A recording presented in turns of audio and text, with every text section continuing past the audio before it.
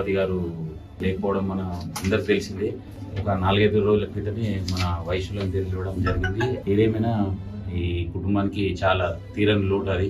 పాప కోసం కానీ బాబు కోసం కానీ మన వైశ్యులంతా ఒకటే ఖచ్చితంగా సపోర్ట్ చేయాలని నా విన్నపం. అలాగే బండారు సుబ్బారావు గారు, కాశీ గారు, శ్రీకర్ గారు, మన నరేష్ గారు, ఇమ్మడి రమేష్ అన్న, డైమండ్ రవి గారు, మన పసుల రవి గారు, డాక్టర్ శ్రీకాంత్ గారు, వీరందరూ సపోర్ట్ చేసి ఇంకా ముందు కూడా ఏ రకంగా వీరి కుటుంబానికి అండగా ఉండడానికి మేమందరం ప్రయత్నం చేస్తాం. భగవంతుని ఒకటే కోరుకుంటున్నాము. ఇప్పుడు మన శ్రీతేజ్ తొందరగా కోలుకొని బయటకు రావాలని కోరుకుంటున్నాము. ఏం జరిగినా కూడా ఫ్యామిలీకి తీరని లోటు. మనవంతు సహాయంగా ప్రతి ఒక్కరం వైశ్యులందరూ మన భాస్కర్ ఫ్యామిలీకి సపోర్ట్ చేయాలని కోరుకుంటున్నాను.